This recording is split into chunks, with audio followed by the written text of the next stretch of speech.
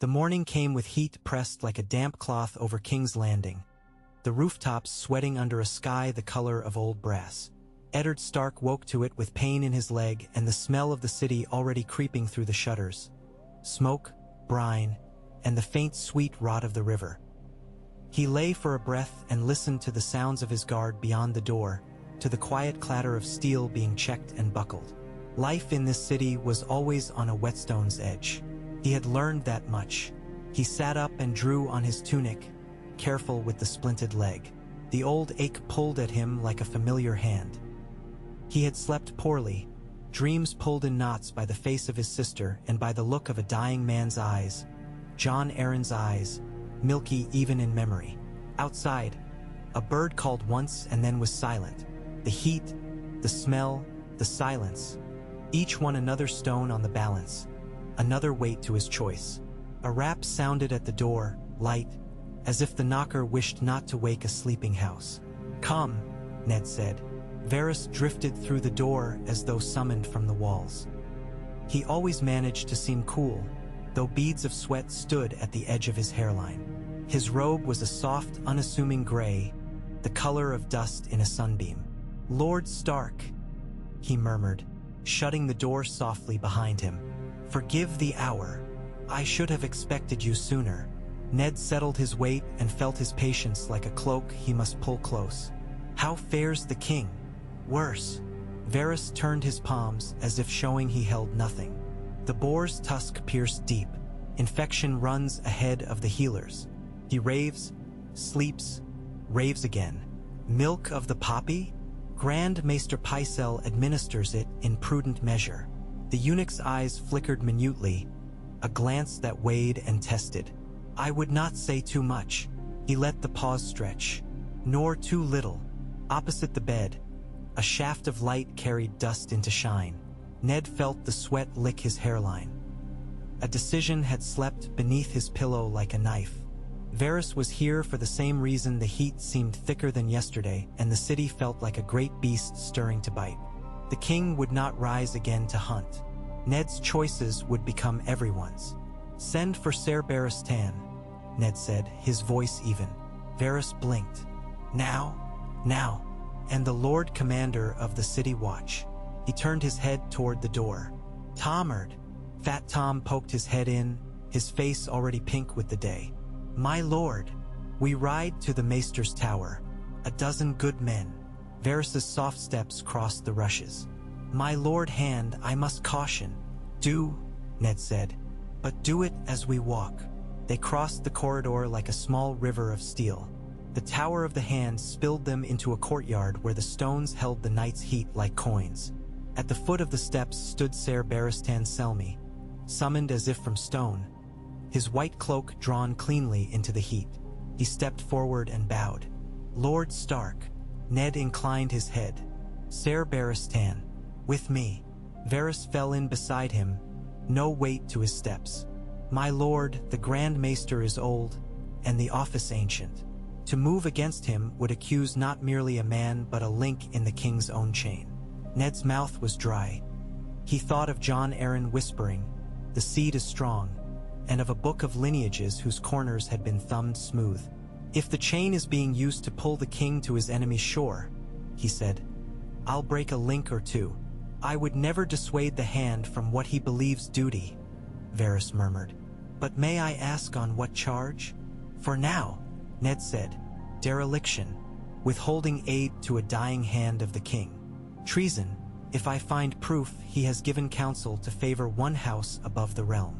"Strong words," Ser Barristan said. He did not stop walking. "But a strong house may bear hearing them. Grand Maester Pycelle has counseled kings since Ares." "Then he's had time to learn caution," Ned said, and felt the bite of it. "I have been slow enough." Pycelle's chambers lay high in the Maegor's holdfast, where the air grew thinner and the heat pressed closer, as if the stones had drawn the sun inward. Ned did not knock. He let his men push the door wide so that the sound cracked the quiet like a staff across old bone. The Grand Maester looked up from a table where dusty tomes lay open like sleeping mouths. His beard spilled in a white curtain over his chest. He blinked, stirred, and put on surprise as easily as a child ties on a mask. "Lord Stark, so early, my old heart." He pressed a hand theatrically to his ribs. "What news of his grace? I have set the poppy to steep, and a poultice of honey and onion." "You will not touch the king again," Ned said. "On the king's peace, I ask you to stand." Sehr beisten, hold witness. "On what authority?" Pycelle's voice cracked.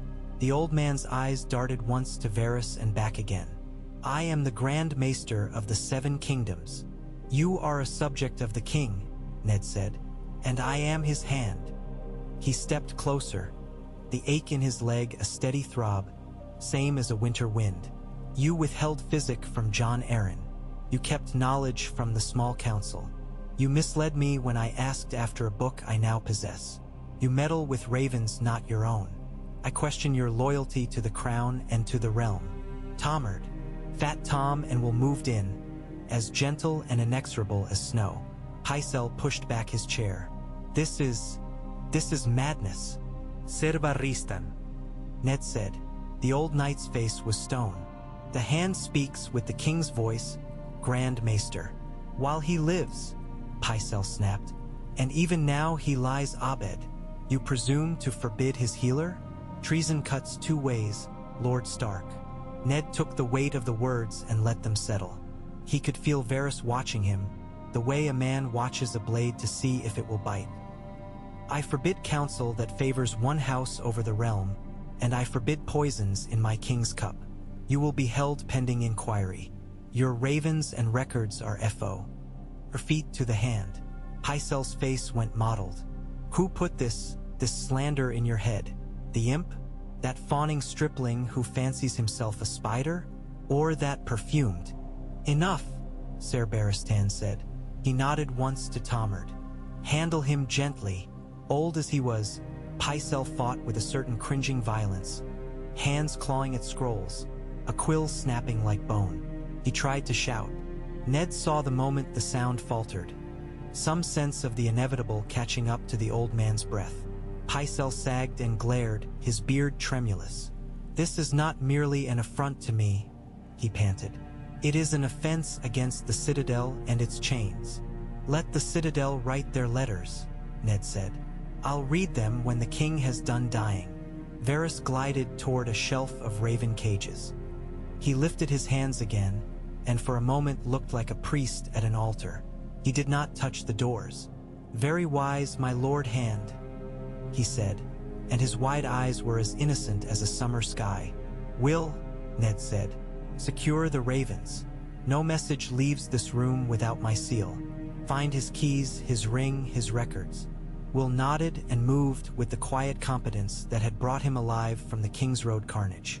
Ser Barristan stepped closer to Ned. "Shall I summon another maester?" "The keep is lousy with them," Ned said. "Send for one who does not wear a lion in his heart." Varys tilted his head. "Maester Franken attends the Queen's household. Maester Pylus is too young to come alone. There is a fellow, Coleman's old apprentice, timid as a hare and honest as a bell. He keeps the acolytes' lists. He has no taste for games." "Send him," Ned said, "and bring Ser Renly to me, if he is awake." The look that flitted across Varys's face was too quick for anyone but Ned to catch. The eunuch gave a deeper bow. "As my lord commands." They took Pycelle down the tower like a relic in reverse, the old man muttering of wrongs and chains all the way. They locked him in a cell deep enough to swallow his words, posted 2 of Ned's Northmen and 1 silent Lannister man whom Ser Barristan vouched as clean as new snow. Ned's leg throbbed a drumbeat now. He leaned on the sound, let it carry him back to the courtyard. Renly Baratheon arrived with hair damp and shirt laced hastily, a boy's energy barely contained in a man's handsomeness. He took in the guards, the heat, Ned's stance. "What have you done?" he asked, and there was no censure in it, only interest sharpened to use. "Removed an old man from a chair," Ned said. "The king needs clean counsel. I will have it." Renly's mouth crooked. "Pycelle will have friends in places with teeth." "I have better friends," Ned said. He did not look at Varys, who had returned so quietly, He might have come up through the flagstones. Tell me what you told me last night. Renly's eyes brightened. He glanced once at Ser Barristan and back. You called it dishonor. I called it survival. The queen sleeps with her brothers and her children are not the king's. We take them into custody now, before dawn has burned the night out of the city. Keep them safe and this realm safe with them. When Robert dies, you present the truth with the heirs under guard. There will be no chance for lions to break free. What chance have we now? Ned asked. He tasted the word honor, bitter as iron. The king's guard will not move against the queen's blood. The city watch is uncertain at best. I ask for the law. The law is what men with swords say it is until a clerk can dip his quill, Renly said, too swift. You know it. You have known it. If not here, then on any border where a lord thinks to increase his pasture. Ned watched the sun slip another finger down the sky toward them. He had already broken the eggshell of one custom. Perhaps all shells made the same brittle sound when crushed. He heard John's voice again, faded now. The seed is strong. We will do it, he said. But not with slaughter. Children will not die to buy me a piece of parchment. Nor will they, Renly said. My men are ready.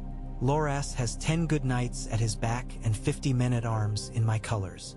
We will move quietly. He told her as water tells stone, again and again, until one must give way. Cersei listened, and the only sound at the end was the slee. JHT movement of a leaf where a spider mended a web. She did not flush, did not shout. She smiled, and it was like the first tug of a noose. You are very brave, she said. To speak to me of chains. You think them mine? Men like you always do. But ours are silk at first and soft, and then we wake and they are iron and we have knotted them ourselves. Take your children and leave, Ned said. He thought the words a mercy as he had before. Go while there is still a road. The king will die, and when he does I will do my duty. I will not see your children hurt for your sins. Cersei's smile deepened. A blade turned. My sins? What are sins but choices made when men like you push? You think me wicked? You think me strange? I looked around and saw men like you making laws for me, and I made my own. Do you think I will watch while you put my son in a cell and send him away to some cold castle to be judged by ravens? No out. Not even if you put a pretty ribbon on it and call it courtesy. You admit it, Ned said. That is enough. Oh, admit, she said softly, stepping closer. Such a simple word, such a courtly one. It makes it sound as though talking is the same as truth. You have a paper, do you? Some list of whose hair was black in which bedchamber and when? A very strong paper it must be. Strong enough, Ned said. Strong enough when the kingship hangs on blood. She looked him over as if measuring cloth. You came earlier than I expected, she said. Before the old man could bleat his answers to me. Well, that is one move. I have others. She reached out with 2 fingers and tapped his chest lightly. You have too much of the north in you, my lord. Hard ground. Roots. You think a thing planted will grow to honor. But plants reach for the light. We all do. Her fingers lingered, then fell. Move your pieces. I will move mine. Let us see if old men in chains matter at all. She turned and walked away. He watched her go until the green reclaimed her, and knew he had not moved her an inch. He stood listening to the garden's careful quiet until his men's footsteps returned to him, and he remembered he had a host of other tasks and scant hours in which to fit them. The day ran like sand through a fist. The acolyte Varys He had the Lord Commander of the City Watch summoned not to the council chamber or to the keep's outer yard, but to the Tower of the Hand. Janos Slynt came with all the wary caution of a man who has always known the wind shifts fastest on high walls. He bowed a bow that was almost a sneer, his hands folded over his belly. My Lord Hand. Captain, Ned said. He had dismissed everyone but Ser Barristan and Tomard. The room felt still. Share a cup. I am on duty, my lord. Good. Ned sat, his leg arranged to keep pain at a simmer. Where do your loyalties lie? Janos did not blink. With the city, he said. I wear no bird on my cloak. The city is a living thing, Ned said. It has a heart. It beats to the law. The city beats to full bellies and coin in the fist, Janos said, and had the audacity to smile, as if that made him honest. Begging your honor, my lord. I do not lie. I know who has been paying your men, Ned said. He folded one hand upon the other and let his voice be as flat as the river in heat. I know how much and when. I have seen the ledgers. You can sell your cloak to 2 buyers only once. Janos's mouth twitched, and there a crack. My men need wages. They will have them, Ned said. The hand commands the realm's officers when the king cannot. On my authority, coin for the watch will be found from the treasury now, and in proper measure henceforth. If Peter Baelish or any other man interposes himself between my order and the watch's wages, I will remove that man from office and see him sit where Pycelle sits. Ser Barristan moved, a whisper of white. The hand speaks truth. Janos's eyes darted between them. There was sweat shining at his temples now, as much a coin as any minted. And what is it you ask? That you do your duty, Ned said. Hold your cloaks ready to restore order if there is disorder. Keep the peace. If we come to court tomorrow to name the king's will, you and your men will keep the peace in the throne room. If the queen and her men attempt to seize the throne by force, you will place yourselves between. This I charge you. Janos breathed through his mouth. The queen is a subject, Ned said, as you are, as I am. He reached to the table and laid a folded parchment there, not the one Robert had dictated. Robert's would come at morning, but a copy of his commands to the watch bearing his seal. Take this to your officer of the day. When I come to the hall, I expect your men to be between, as the city's wall stands between house and river. If you turn your cloaks, you will find no coin in your fist that can buy your neck from the rope. The threat tasted strange in his mouth, but true. Barristan said nothing, but the old knight's chin lifted once, as steel lifts to sun when it is honed. Janos took the paper as if measuring its weight and found it heavier than it looked. My men have families, he said, one last groping for a familiar handhold. Then do right, Ned said, so that they will too. When Janos left, Ned let himself fall back into the chair and felt the sweat cool his nape. He did not trust the man. He did not trust many in this city. But he had put his seal to a thing, and now he must see it carried. Night opened like a great wing over the Red Keep. The king, briefly lucid, called for a quill. There was no Pycelle this time, no old voice to husband the moment in a particular direction. The acolyte's hands shook. Varys stood with his hands laced like a chapel boy's.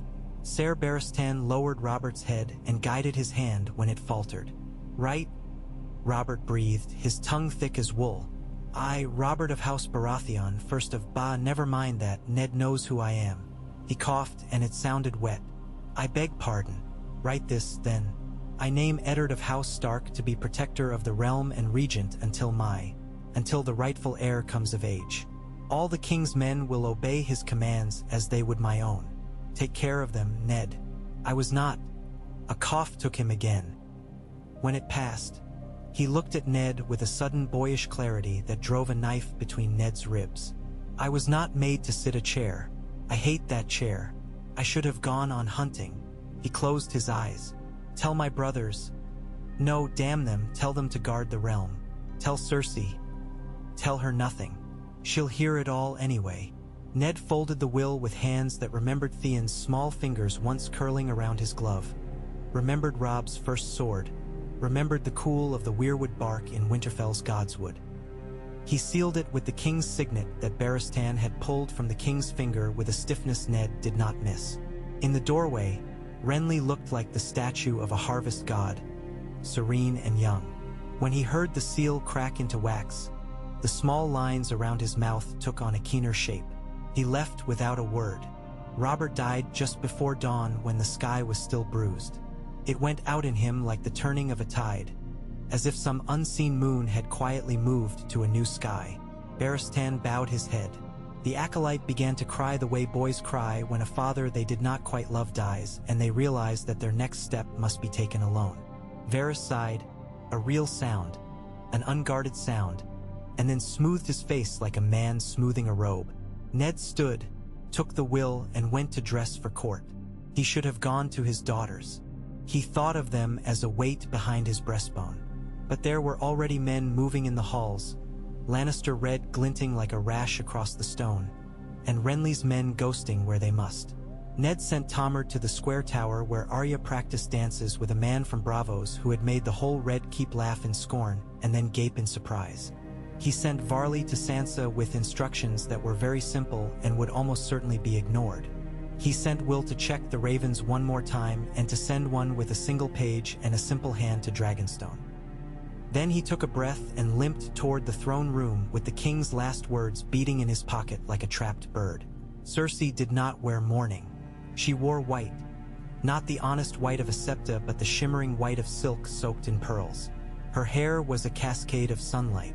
At her right hand stood Joffrey, tall for his years and drawn with a nervous pride that looked too much like fear. Tommen was not in sight. Myrcella was not in sight. Lannister guards poured behind them like wine from a tipped cup. On the steps to the Iron Throne, Ser Meryn Trant stood as he always did, arms at his side, eyes as thoughtful as stones. Ser Barristan walked at Ned's left, his white cloak a banner of another kind. Varys and Littlefinger came like shadows, one fat and soft, one thin and neat, and Renly Baratheon stepped to take a place near the foot of the throne, his eyes on Ned. Janos Slynt had men already in the hall. They stood in their dull mail with their plain helms and their cudgels and swords. There were a great many of them. They held no banners. They looked at no one in particular. "All rise," Littlefinger called, smiling as if he owned the hall. They rose. Cersei did not wait for any formal words. "Where is the king?" she asked, her voice a bell that told not of prayer but of fire. Ned's leg throbbed. He held the sealed will in both hands. He spoke, "He was my king, and I have seen many kings die. I have seen wills written. This is one." A murmur went through the hall, the small susurration of a city turning its ear to a new wind. Cersei's eyes flashed. She did not look at Barristan. She looked at the seal and at the man who held it. Littlefinger's fingertips tapped once on the hilt of his dagger and stilled. "Read it," Renly said, and the word carried more weight than it had any right to. "Let us hear our king's last will." Ser Meryn shifted on the step. Ser Boros, two down from him, sneered a little as if to say this is not how we do things. Joffrey licked his lips. For a heartbeat Ned thought he saw a boy lost in a Red Sea. Ned could have broken the seal himself. Instead, he turned and handed it to Ser Barristan. The old knight carried it up as if it were a sword. He cracked the wax and read in a voice that could be heard even when the walls wanted to swallow it. When he came to the words rightful heir, he paused, looked at the prince, looked at the queen, and kept reading. When he finished, he folded the parchment and let the quiet do the work of 1,000 shouts. Cersei laughed, a bright knife in the stillness. "What is a paper?" she asked the hall. "This is a throne, and that is my son." Renly spoke before Ned could. "Your son the prince," he said, "and we will keep him safe until the realm may be certain of him." Joffrey found his tongue and his arrogance together. "I do not need safety," he declared. "I need obedience. Kneel." The word struck sparks. The Lannister guards shifted. Janos Slynt's men drew a little closer together, shields angling. Ned felt the country he had left and the city he stood in lock horns in his chest. He stepped forward, leaning on the pane so that it would not bend him. "Prince Joffrey," he said, careful with the title. "We will all do our duty when the law has its say." "The law is me," the boy said, his face flushed. "I am the law." He pointed down the steps, hand shaking, a boy's hand, and the ring upon it too big for any certainty. "Seize him. Take the traitor." Cersei's nod was a cut. Ser Meryn took one step. The Lannister guards' hands rose to hilts, and Ned saw the moment unfurl like a banner dropped from a wall. Janos Slynt turned his head toward his men with a movement that would have looked the same whether he was about to betray them or save them. Ser Barristan reached for his sword and did not draw it because drawing would have been confession, and knights confess too late. "Hold!" Janos barked, and his voice was the one he used when men drank too deep at brick oven corners. "Hold in the king's hall." Something in the plainness of his tone stilled hands that had been a feather from iron. He looked at Ned, and Ned saw greed in that gaze and fear and calculation. Janos gestured to his men. Between. The watch flowed into the aisle like grease, not to fight but to stand. They did not raise swords. They did not draw them. They stood and made a wall. Ned let his breath go slow. "Prince Joffrey," he said, "by the late king's will, I am protector until the rightful heir is of age. We will seat you if you are rightful. Until then, no man will set foot upon that throne." Cersei's face did not move, but something in it cooled. She tilted her head. "You think you have bought the city, northern man?" she murmured, too soft to carry far. "Gold spends twice if you melt it." Littlefinger smiled, the ghost of a smile. "Many things melt," he said in almost the same tone. "It is remarkable." Renly's men were where they had promised to be. A slight commotion from the Queen's apartments rippled through the hall like a rumor sniffing wine. It came inborne on a breathless page. Princess Myrcella was safe in the Maiden Vault for prayer, and Tommen had been taken under guard at the request of the Protector. "For his comfort," the page said, earnest and confused. Cersei's pupils narrowed. Joffrey hissed like a cat. "You steal my brother? My sister?" "They are safe," Ned said. The city held its breath. "They are not stolen. They will be treated as royal children. But they will not be tools to make a usurpation into a coronation." Usurpation. The word curled out of Cersei like smoke from damp wood. "You do not know what the word means. You think paper is a shield." She turned lightly to Ser Meryn and Ser Boros. "When does a piece of parchment kill a wolf?" "It is enough," Barristan said. "If need be, we can read it again." And then the world chose. It did not happen with sword points and screams. It happened because Janos Slynt's men did not open a path for the Lannisters, and because Ser Barristan took one deliberate step up the stairs and laid the will on the blade of his unsheathed sword, as if offering it to the chair itself. Ser Meryn could not move past an old man with a piece of paper on a sword and a history longer than his service. The Queen saw it. Her face cooled another degree, and then she smiled with great brightness and said very clearly, "Of course we will obey the king's last words. We are not savages." Come Joffrey. "The Protector has made a request. Let us give him the courtesy of a day." Joffrey stared at her, then at the chairs, then at Ned. He looked younger. He rolled his mouth into hard lines that would one day become something terrible if they were allowed to. He turned and strode out, the Lannister guards flowing around him like a cloak. The hall exhaled, and the sound was large enough to startle birds on the high windows. When they were gone, the men who remained looked at one another, honest expressions made suddenly visible by an absence of iron. Renly came to Ned's side. "That was a game of knucklebones thrown on a barrel," he said. "And all the bones landed on the edge," Ned said, and the roll sounded still in his ears. "Do you trust Slynt?" Renly asked. "No," Ned said. "Good," Renly said. "Nor do I." He spent the rest of the daylight unravel, ling and tying new knots. He sent men he barely trusted with orders to men he trusted even less. He watched Varys pour a little oil on little flames, soothing, flattering, raising and lowering lives with whisper and sigh. He saw Peter Baelish glance at him with friendly amusement and think he hid the calculation. He watched Ser Barristan stand like a white column while the city flowed around him, and took comfort in that. He wrote a letter to Robb in a hand firmer than he felt, with words that did not speak of the risk and the heat and the strange new shape of the day. They spoke of love, of caution, of roads closed to girls who were once his little birds.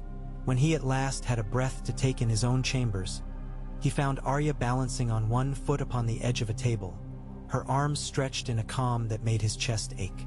Syrio Farrell circled her, light as thought, tapping her wrists when they drooped. "Tomorrow," Syrio said without turning, We dance with heavy feet. The king is dead. How do you know? Arya asked, wobbling. Because men's sadness drips through stone, Syrio said. Now, little cat, do not wobble. When the world wobbles, you must be still. Ned leaned on the doorframe. You must be still, he told her later, when Syrio had bowed a bow not unlike Ser Barristan's and slipped away. I have given orders. Tomard will take you to the river gate if there is danger. You will go with him. You will do as he says. I want to see, Arya said. I want to see how you do this. You always tell Sansa and me that doing is not seeing, Ned said, with a thin smile that hurt. Doing is often only surviving, and there are many days after for seeing if you survive this one. How will we go home? Arya asked like a stab. We will find a road, Ned said. He touched her hair and thought of winter on the wind and a child's laughter over snow.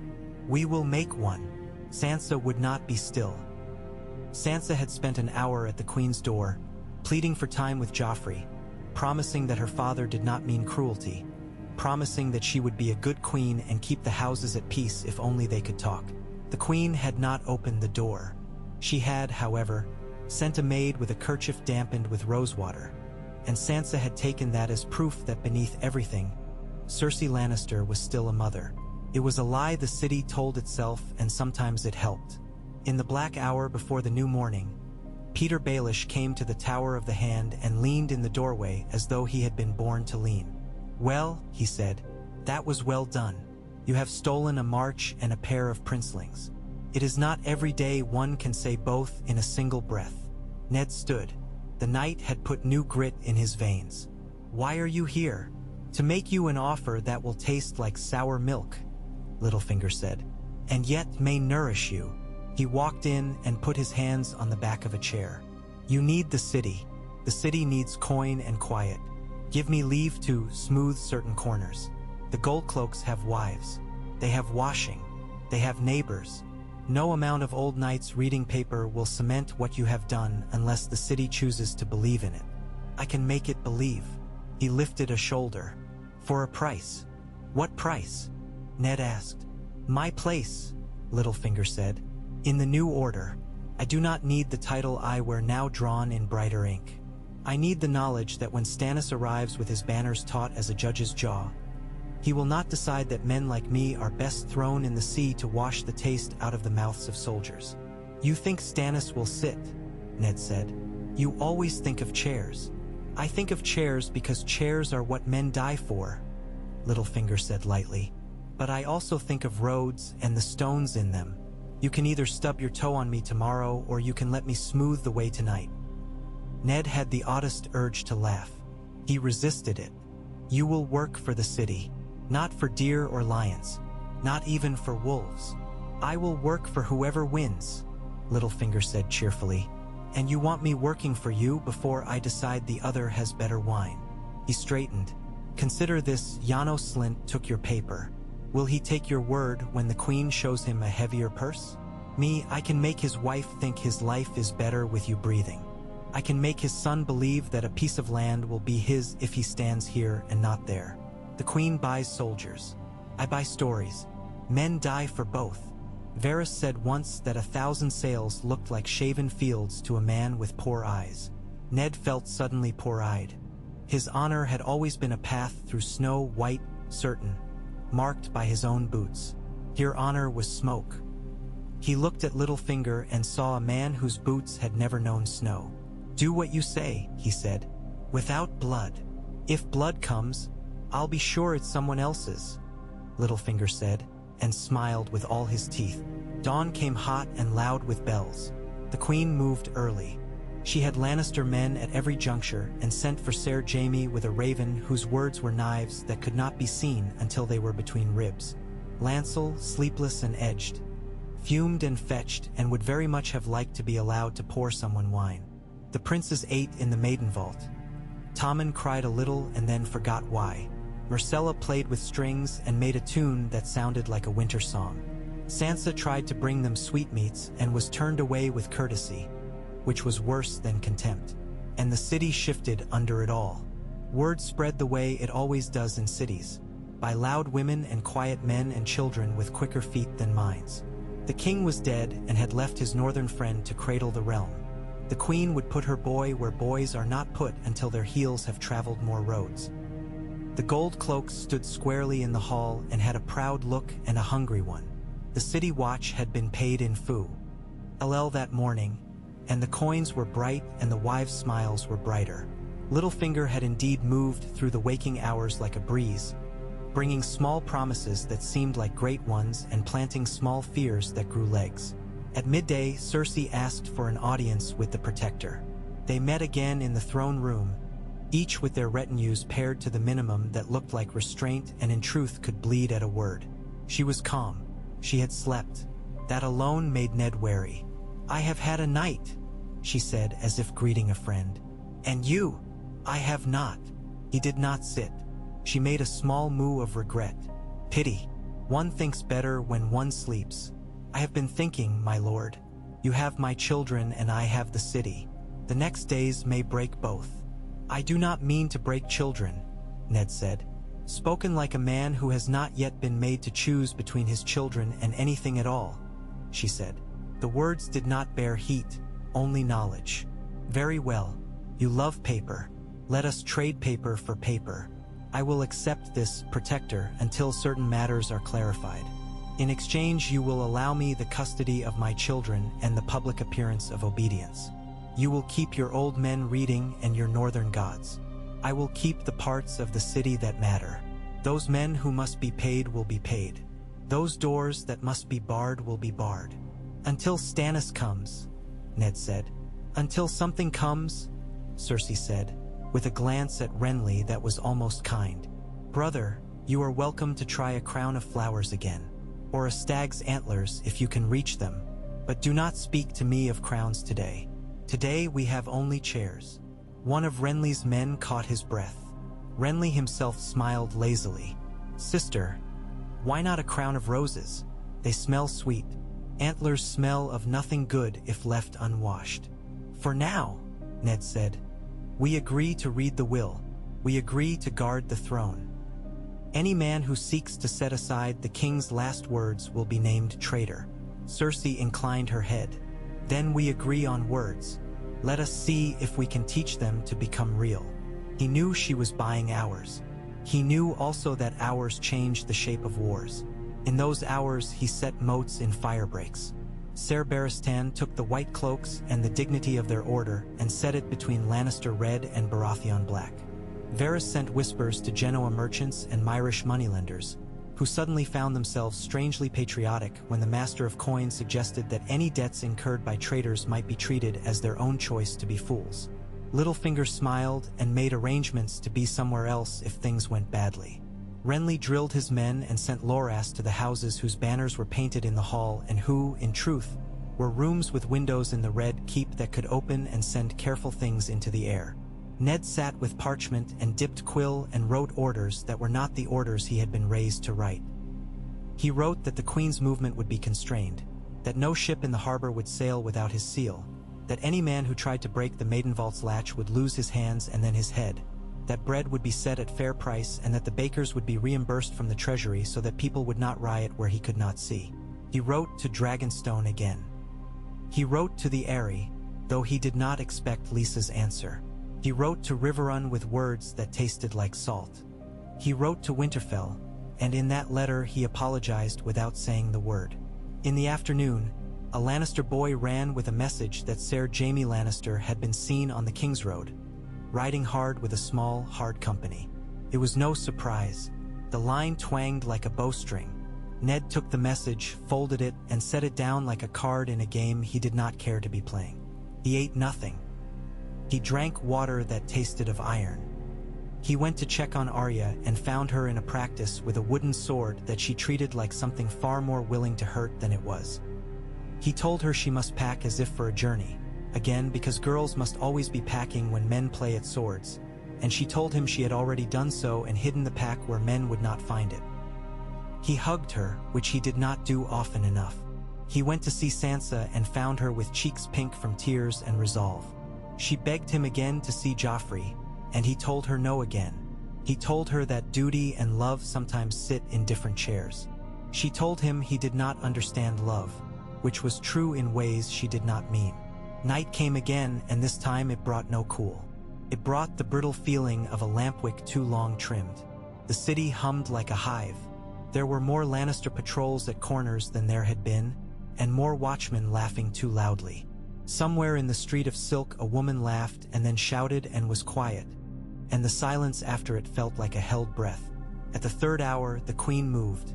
She likely would have moved at the first, but Littlefinger had laid small snares of talk that had to be stepped around, and Varys had arranged that a certain door stick, and Barristan had posted a white cloak at another.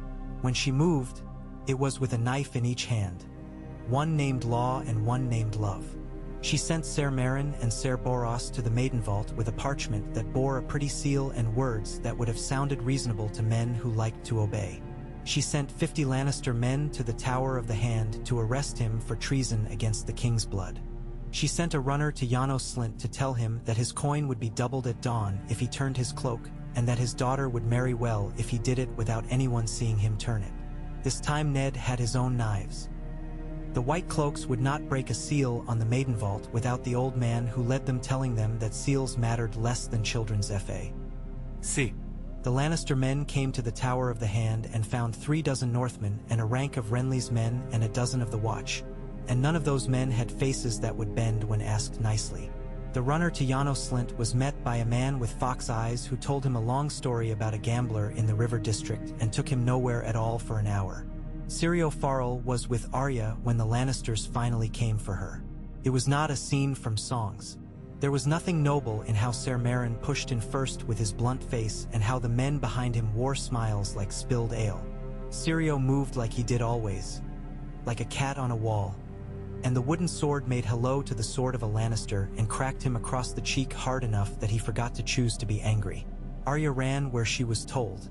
She heard would meet steel and steel meet flesh, and a man cry out in a voice that was surprised to find itself mortal. She did not look back. She did as her father had told her, which was listen to the little man who had taught her to dance. The Tower of the Hand did not fall. The Maiden Vault did not open. The Queen's message came back to her folded, the seal unbroken, with Ser Barristan's name written on the outside in a hand that had been writing for kings longer than she had been alive. She rose. She rose like a woman who had decided that a house was too tight around her. She dressed for it, no pearl white tonight, red. Lions flowed after her. She went to the throne room and set herself at the bottom step and sent for Ned. He went. He did not wear a sword. He wore his father's ring. He wore his own face. They looked at each other across a stretch of stone that had seen more blood than it had seen mercy. "Shall we finish it?" Cersei asked. "We cannot finish it," Ned said. "We can only decide how it begins." "Fine words," she said. "You will not be as pretty when we have done with them." The hall was full of men whose patience had been trimmed to nothing. Renly stood not far away. The polish of his smile rubbed off at the edges. Peter leaned in a shadow. Varys was more still than most men can be. The Watch made their wall. The White Cloaks stood where they always stood. The Lannister men waited for the twist that would set them loose. Ned thought of Winterfell. He thought of snow. He thought of the cool grip of the Godswood's roots. He thought of Jon. He thought of a tower and a bed with ruined sheets. He thought of a boy he had raised to be a lord and of girls who had to become women too quickly. He thought of honor and of this hot city where honor was a word men used to aim at each other's hearts. Cersei moved first. She did not call to Ser Meryn. She raised her hands, and something like surprise went through the hall. She undid the clasp at her throat and let the red silk fall to the floor. Beneath it she wore black, simple, severe. She stepped up 2 steps, stood there so that she could look over men's heads as if she saw a future and not a wall. "My last offer," she said. "Give me my children. Give me my place. Stand with me and I will make a place for you when Stannis comes. Or when he does not. If you refuse, we will fill this hall with blood and the city will take it as the day its luck ended. I can live with that. Can you? You cannot live with the look in your children's eyes when the door's close," Ned said. Her jaw tightened in a quick, betrayed way. as if he had struck her. "Do not tell me what I can live with. Give me my children." Ned shook his head, and the motion made the pain in his leg arc and settle again. No.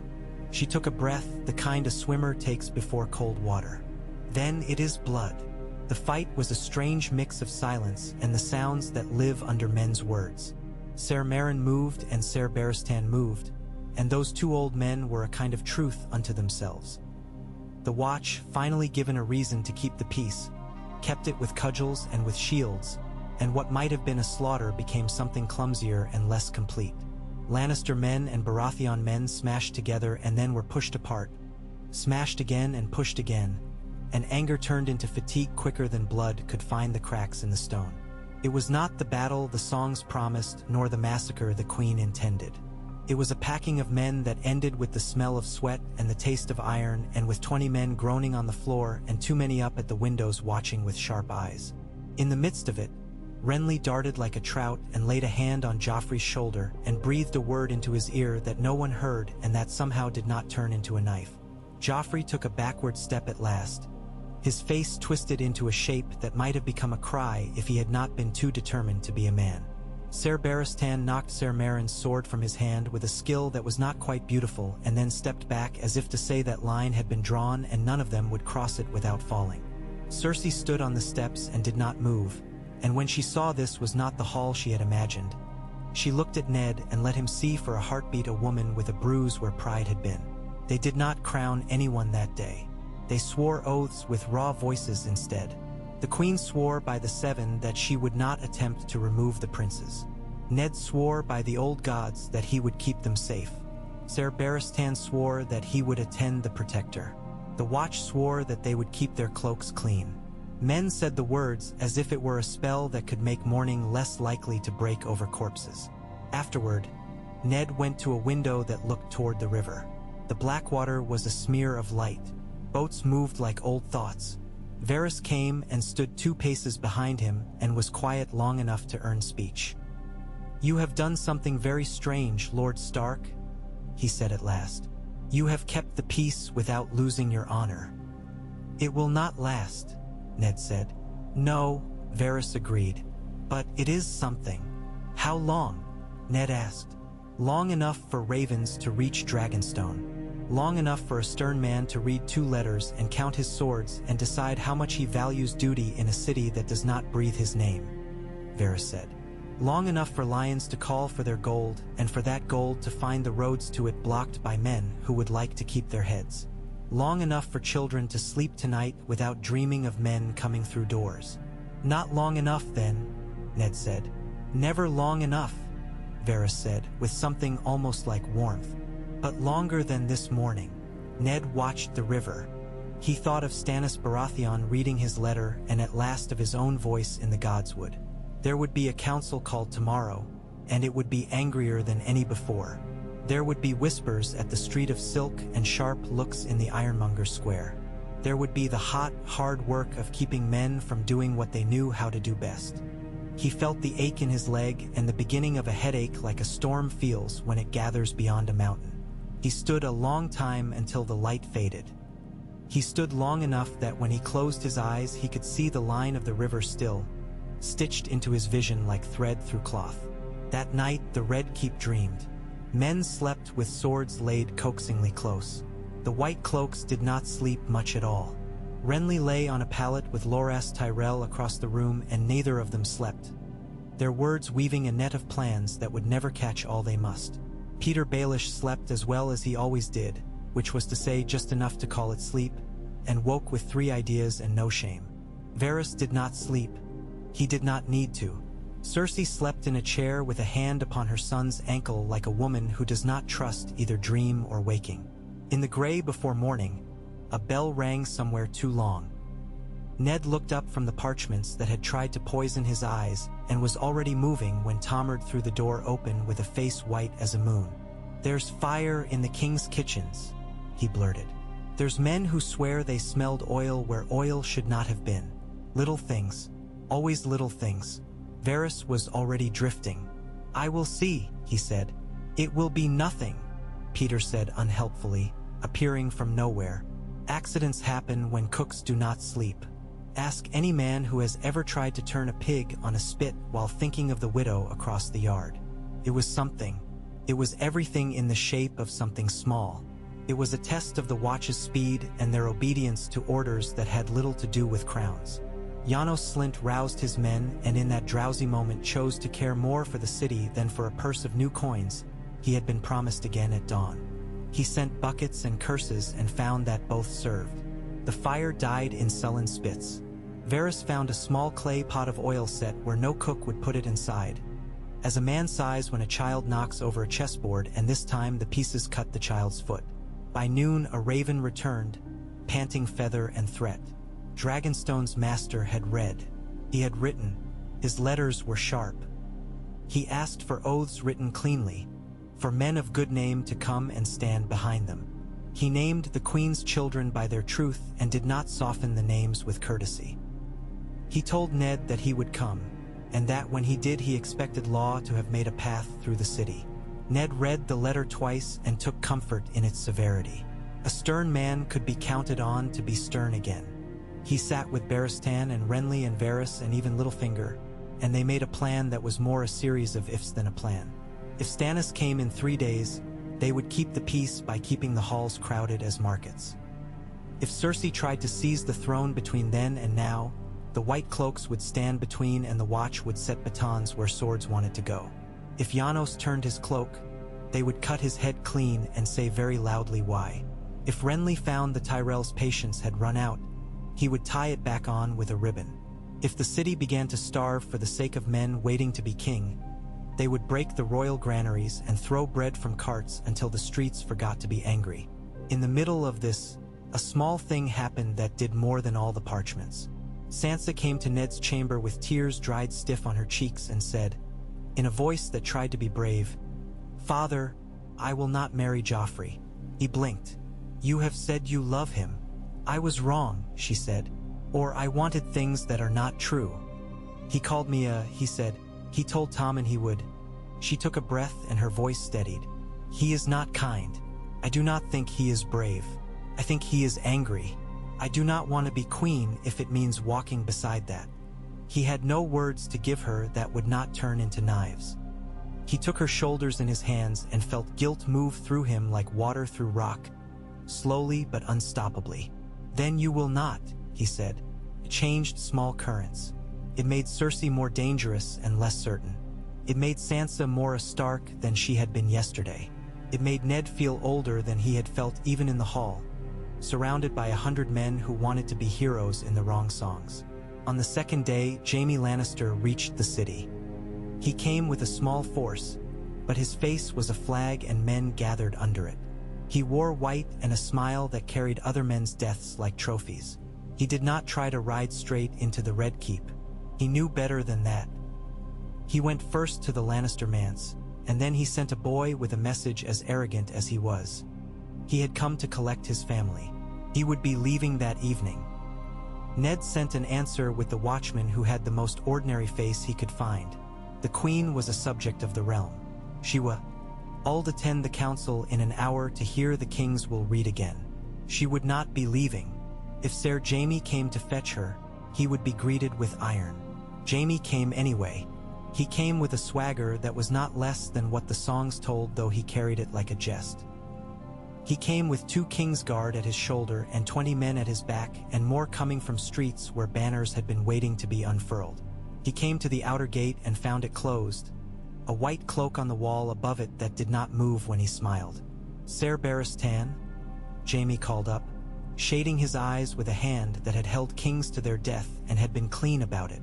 "Will you raise the gate for your brother?" Barristan looked down at him, and his stillness was a kind of eloquence. "I will raise the gate for no man who comes to steal a queen." "You are a poet," Jaime said. "We thought you a knight."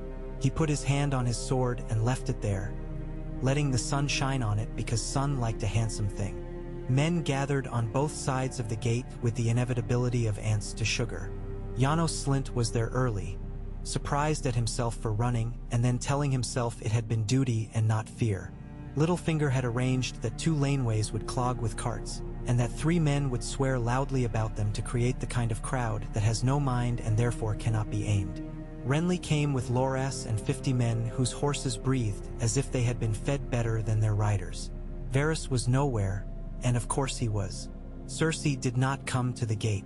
She waited in the hall because thrones are easier to win if you sit very near them.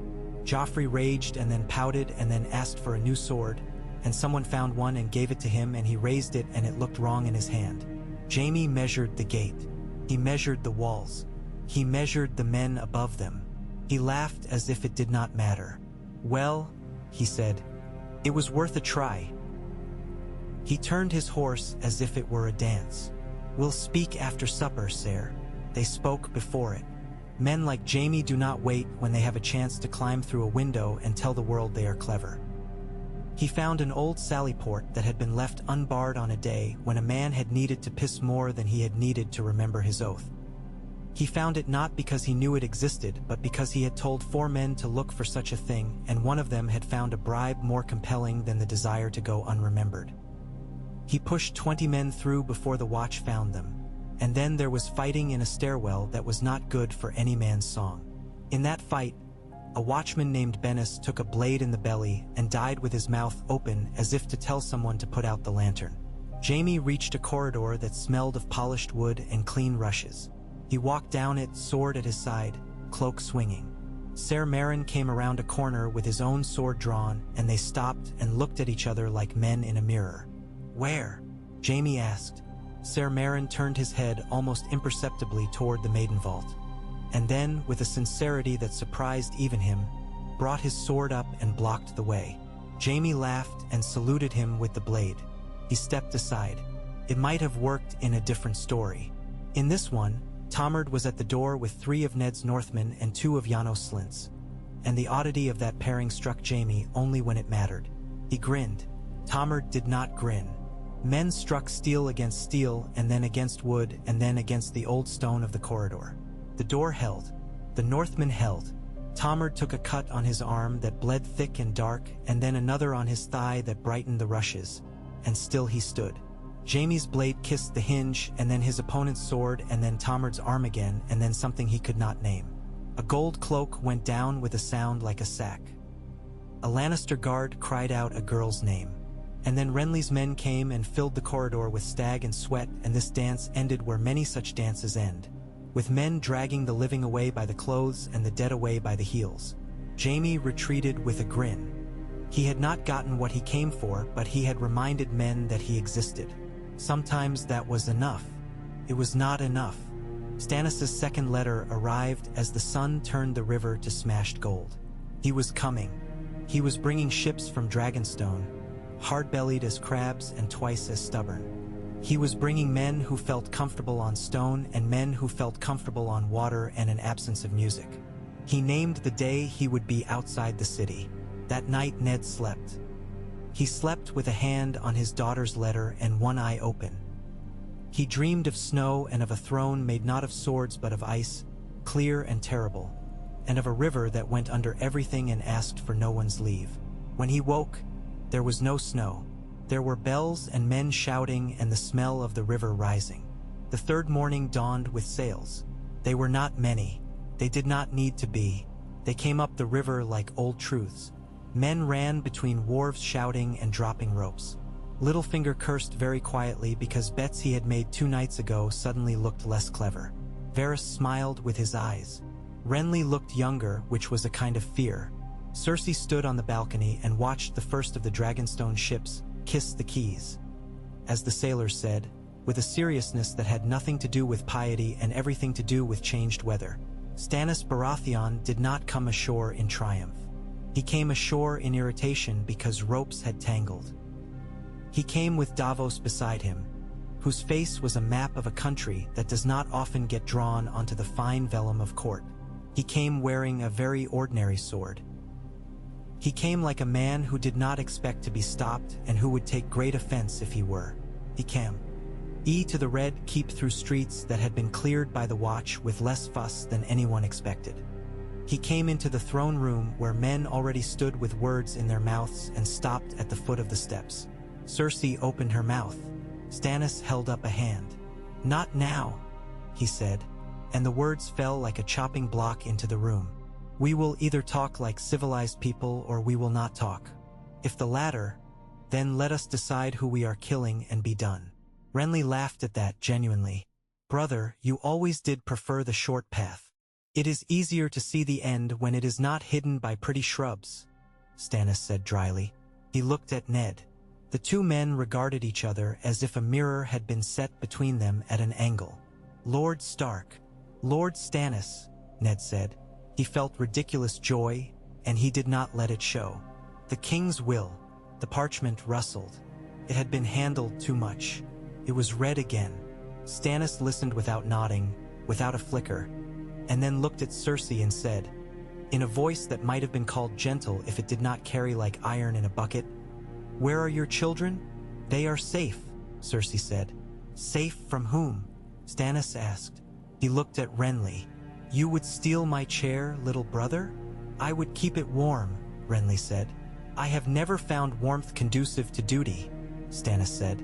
"I will sit the throne until the realm decides either to accept the law or to drown itself in its own foolishness." He turned to Ned. "Protector, when were you planning to have me arrested?" Ned blinked. "I was not," he said. "I wrote to ask you to come, and to ask that you come in law." "You wrote correctly," Stannis said, and one of Davos's eyebrows rose, surprised.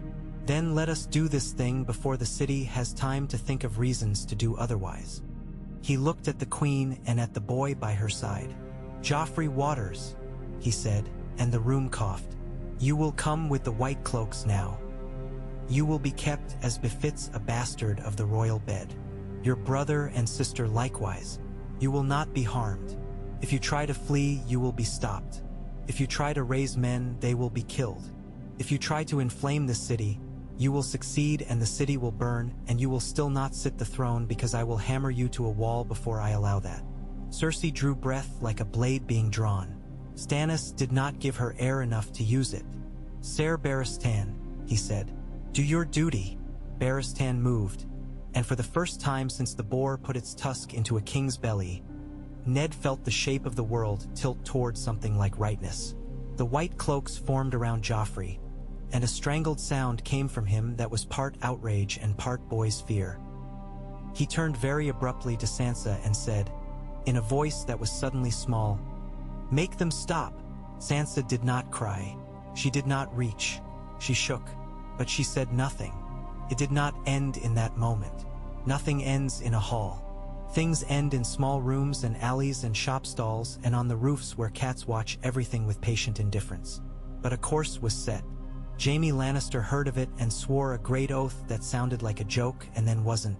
Tywin Lannister heard of it and looked at a map that held more red than any man should be allowed to put in one place and smiled a smile that did not reach his eyes. The Tyrells heard of it and found themselves called to a dinner where the meat was a little overdone and the wine a little better than usual, and the talk turned gently toward crowns and their weights. The Riverlands heard of it and sent eyes toward Riverrun and toward Casterly Rock and toward Winterfell. The North heard of it, and the ravens beat themselves against a sky that held snow far away and yet always close. Ned, who was not a man made for thrones or halls that smelled of oil and blood and hot iron, stood on a balcony and felt the sea air under the river stink. He remembered when he was a boy and had climbed a tower for a prank and had nearly fallen and had lived because his brother's hand had been as sure as a hook. He felt that same mixture of shame and relief now and wondered if he had any right to either. Cersei would not go gentle into any plan that did not end with her son on iron. She sent letters. She sent promises. She sent daggers wrapped in words to men whose wives would find them and ask questions she had written for them. She sent a cup to Arya's acolyte filled with what looked like wine and asked a maid to carry it by a route where the watch was thin. She sent a ribbon for Sansa's hair that looked like mothering and smelled like roses and sorrow. She sent men to find whether the Tower of the Hand still had little cracks that a mouse might use. Ned found the cup and he found the ribbon, and he did not find all of the cracks. A man got in. He killed a guard who had bragged and left the body in a place where small eyes would see it and learn that these games always have a cost. Arya saw it. She held very still. She felt for the first time the weight of a wooden sword at her palm and wondered if the man from Bravos had made her a soldier at all or only meaner inside. Sansa did not see the body, but she heard of it and had the decency to be sick where no one would have to clean it up but herself. Stannis sat the throne with a frown. He held it as if it were a task and not a prize, which was true and made men like it less. He did not play at peace as Cersei had proposed. He set guard upon guard and ordered things that were dull but necessary to begin again. He made lists of men who would not be allowed into the hall and lists of men who would not be allowed into the city and lists of men who would be given a chance because Davos had said we must have such a list or we will have war on every corner. He read Jon Arryn's book because Ned put it in his hand and told him where to look, and when he looked he saw, and when he saw he did not rage or pray. He simply marked down a truth and then acted as if the world were a ledger. The days that followed were the kind where bards yawn and old men smile, because it is not in the fighting but in the standing that alterations hold. The city did not starve because wagons were allowed to pass and bakers were told to keep honest scales and then checked. The Watch did not sell their cloaks because coin came on time and a few bright and ugly examples were made of men who took money to look away. The Queen did not flee because there was nowhere for her to go that did not lead either to her father's disapproval or to winter water. Jaime did not storm the keep because he chose the road to Casterly Rock instead, where his father would plan a plan that would make this little arrangement look like children building a fort of chairs. Renly did not run because he saw that for once the game could be played without him winning the first 3 hands. Littlefinger did not leave because the city had not yet decided it had lost him, and he had not decided that it had gained someone more interesting to entertain. Varys did not stop moving because men like Varys do not. On the 5th day, Ned went to the Godswood and found Ser Barristan there, standing under an olive tree as if it were a weirwood. The old knight's face was looser than usual, its lines less carved and more drawn. "I have seen many kings," he said when he heard Ned's step and did not turn. "I have drawn swords for them. I have knelt. I have watched them die. One was mad. One was sad. One was very brave and very foolish and drank himself to a hole he could not climb out of. It is a thing to find a man on that chair who hates the chair as much as I do." He smiled, a small, private thing. "It might even be good." "We will make it so," Ned said. Barristan turned now. "We will try." They walked in the narrow shade. The small brook pretended. Leaves pressed their cool on the air like a woman's hand on a feverish brow. In the quiet, Ned felt the weight of what had not happened and the weight of what would. There would be war because Tywin Lannister had never seen a problem he could not answer with men and gold. There would be battles where none of this careful watchfulness mattered. He thought of rivers again and how even with all the stones set just so, they ran where they wanted. In the Tower of the Hand, Sansa and Arya said little to one another, and yet each had begun to look like their mother in small ways, which is to say like women who had learned to keep things they did not want to be taken. Arya's eyes were a shade harder and Sansa's mouth a shade steadier. They watched the city with a growing comprehension that all the beautiful things it promised were paid for at prices it kept carefully off the stalls. They watched their father and did not tell him that he had grown thinner and more tired, because that would make words that none of them needed. When the Raven finally came from Casterly Rock and brought with it an invitation that was really a declaration of Cold War, Stannis read it, snorted, and tore it once and then again. He called for the council and told men where they would stand and how they would march when marching became necessary. He told Ned that the children would be sent to a strong keep where they could be guarded without the Queen's eyes upon them. He did not ask Cersei's leave. He did not ask anyone's leave. He told Davos to choose the keep, and Davos chose one whose lord was too poor to have made any promise to anyone but his own supper. Cersei did not weep. She did not rage, at least where men could see. She sat in a window and looked at the countryside and wondered how one burns a field so that it does not grow again.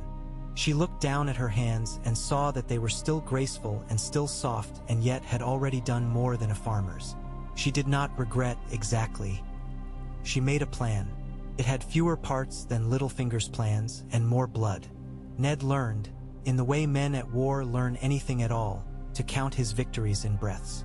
Some mornings he woke and found the city still standing. Some evenings he slept with all the people he loved still breathing under the same roof. He knew it would not be forever.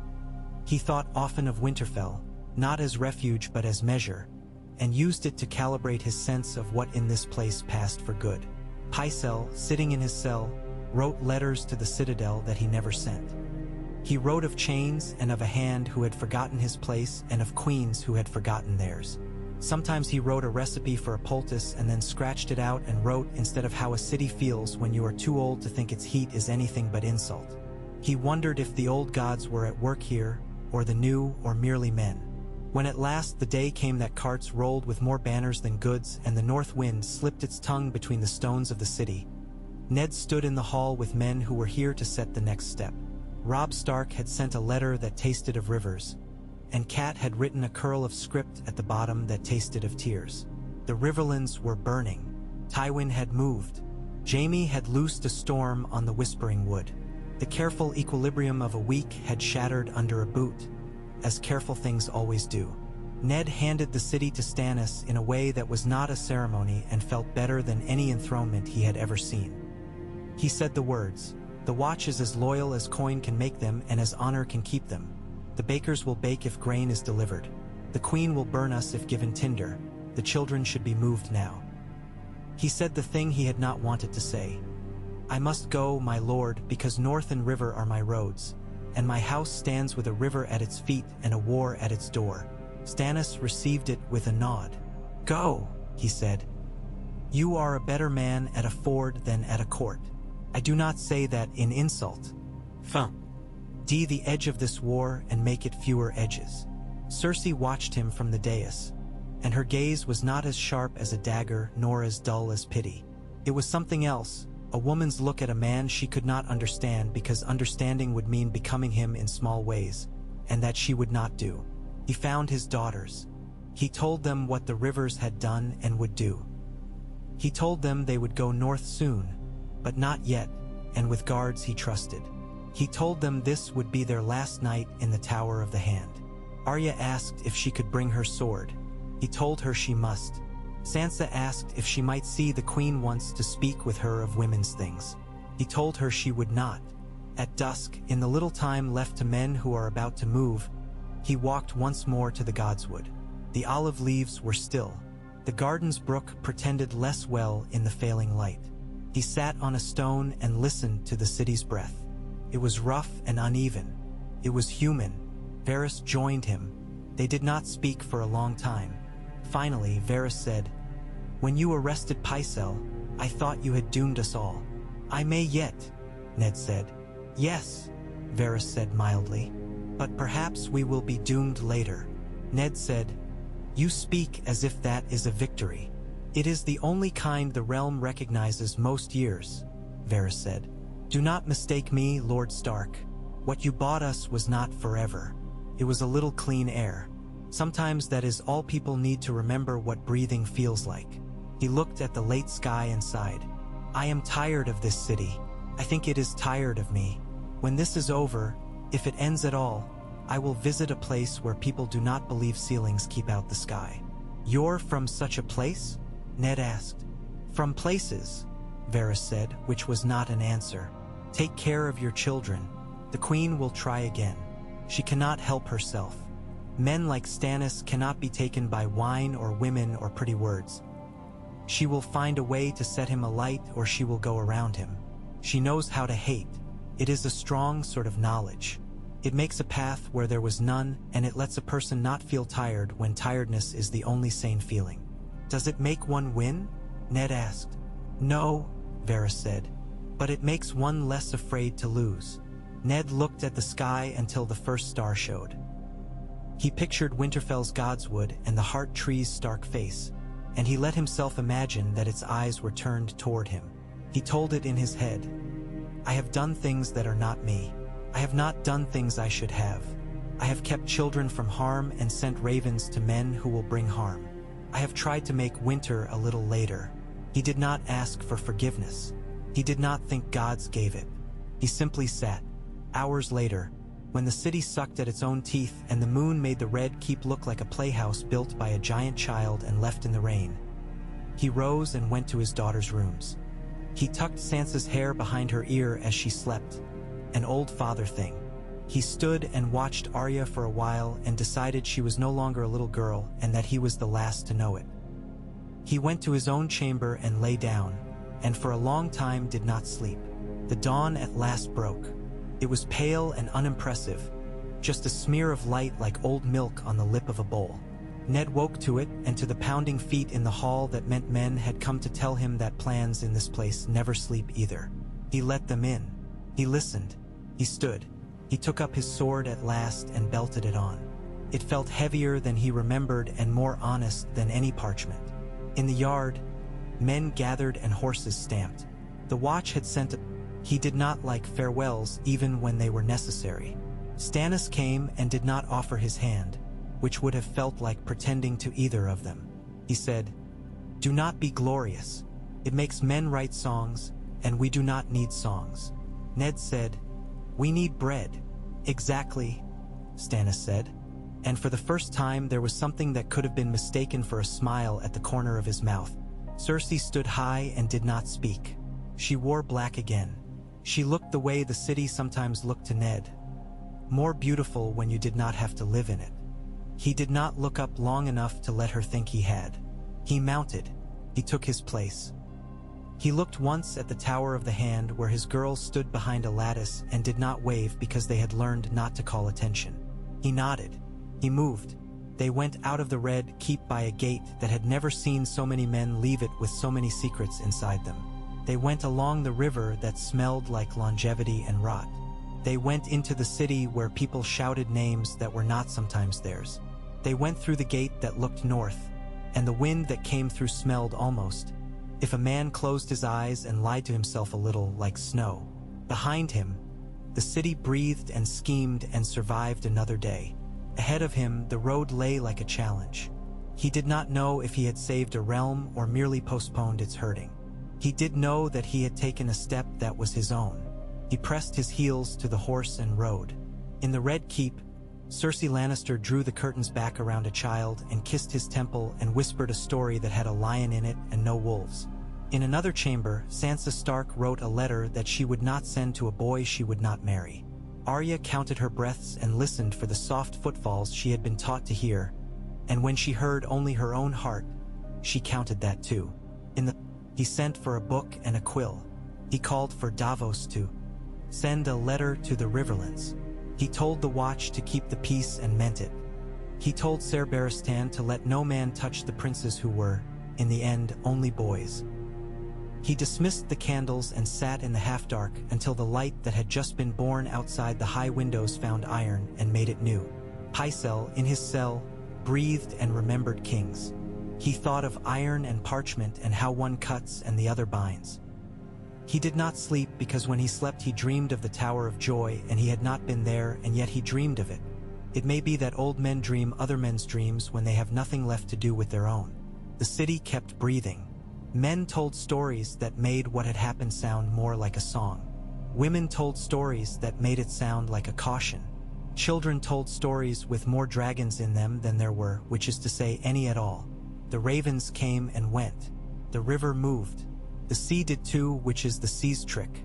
The days began to stack into something that might be called a time. Some weeks later, a boy in the Street of Silk asked, "Do you remember when the Hand took the old man with the long beard and put him in irons?" And the man he asked laughed and said, "Aye, that was when the wolves learned to set their teeth without biting." And the woman beside them said, "That was when the lions slept with one eye open." And a child playing with a stick said, "That was when a man with a face like a wall sat in a chair and made things worse and better." And far to the north, a wind shifted, and an old tree opened half-frozen eyes and saw.